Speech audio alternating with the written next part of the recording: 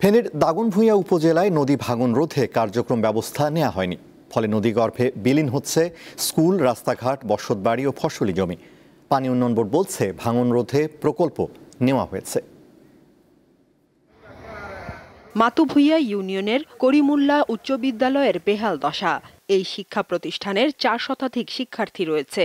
বিদ্যালয়টির 7ম শ্রেণীর একটি কক্ষ নদীগর্ভে বিলীন হয়েছে। ঝুঁকিতে পুরো 4তলা ভবন আর স্কুলের শহীদ মিনার। খেলার মাঠেরও একটি অংশ নদীগর্ভে বিলীন হয়েছে। আমাদের স্কুলের একটি ভবনের একাংশ প্রায় নদীতে বিলীন হয়ে গেছে। শহীদ মিনারও বিলীন হওয়ার পর্যায়ে রয়েছে। এভাবে যদি আমাদের পাশাপাশি এবং বিদ্যালয়ের মাঠ নদী ভাঙনের কবলে পড়ে যাবে। এই অবস্থায় বিদ্যালয়টির ভাঙন রোধে দ্রুত কার্যকর উদ্যোগ নেয়ার দাবি শিক্ষক ও শিক্ষার্থীদের। দাগনভূঞা উপজেলায় কাটাখালী নদীর তীব্র স্রোতের কারণে এবং জোয়ার ভাটার কারণে 7 নং মাতুভূঞা ইউনিয়নে একমাত্র খেলার মাঠ হিসেবে পরিচিত। এখানে প্রাইমারি স্কুল সহ বিভিন্ন ধরনের খেলাধুলার প্রোগ্রামের আয়োজন করা হয়।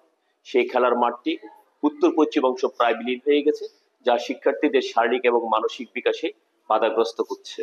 ছোট ফেনী নদী, কাটাখালী নদীর ভাঙনে দিশেহারা তীরবর্তী এলাকার মানুষ। চোখের সামনে রাস্তাঘাট, ভিটেমাটি হারিয়ে মানবেতর জীবনযাপন করছেন অনেক পরিবার। উত্তর আলীপুর গ্রামের রাস্তাঘাট ছোট ফেনী নদীতে বিলীন হয়ে যাওয়ায় চলাচলে দুর্ভোগ বেড়েছে। এছাড়া আরো বেশ কয়েকটি সড়ক, স্কুল ও মাদ্রাসা ঝুঁকিতে রয়েছে। স্কুলটা এখন ফাটিয়ে গেছে, স্কুলও ফাটিয়ে নামিয়ে দিতেছে, আর পাশে দিয়ে আরো ঘর ভাঙিয়ে দিতেছে নদী। ইমার্জেন্সি বাজেটে যে কাজটা হচ্ছে, আসলে এটা সাময়িক সমস্যা সমাধান হচ্ছে।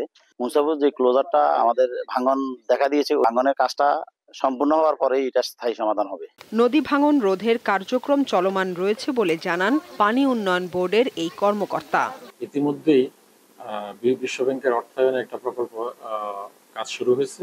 এর বাইরেও যেসব জায়গা জরুরি ভিত্তিতে মেরামত করা দরকার, এই জায়গাগুলো আমরা অ্যাড্রেস করতেছি, আমরা এগুলোতে ব্যবস্থা নিচ্ছি। দ্রুত এই সমস্যার স্থায়ী সমাধান হবে এমনটাই প্রত্যাশা স্থানীয়দের। দীপ্ত, বার্তা কক্ষ।